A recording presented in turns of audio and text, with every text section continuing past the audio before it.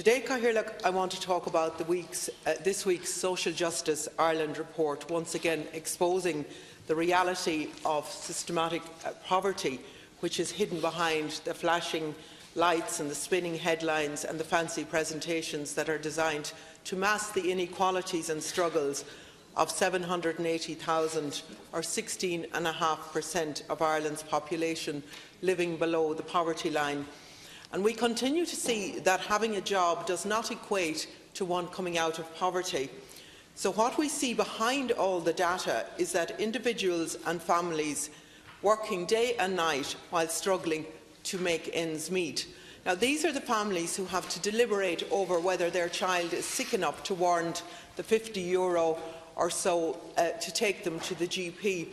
Now, these are also the individuals who end up on hospital trolleys and have no medical card, and those that cannot afford medical insurance.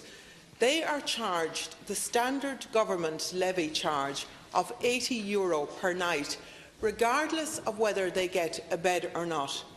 I mean, can you believe that €80 to spend a night on a hospital trolley while you're stripped of your dignity, at risk of cross-contamination, on a drafty corridor, and you have to pay a government levy of €80.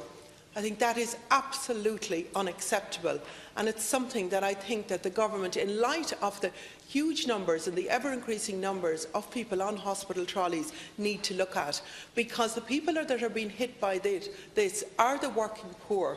They're the people who have already paid €100 in their emergency charge. They're the people who struggle to find the rent charges, the mortgage payments, the school transport charges and other household bills. We also see that the poverty rates in rural Ireland are increased by the higher costs, including the travel costs and the low-income employment.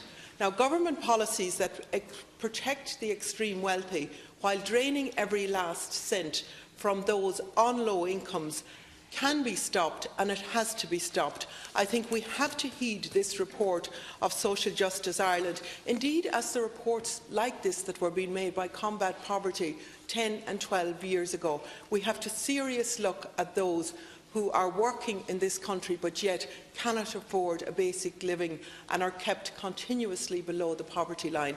Thank you, Cathaoirleach.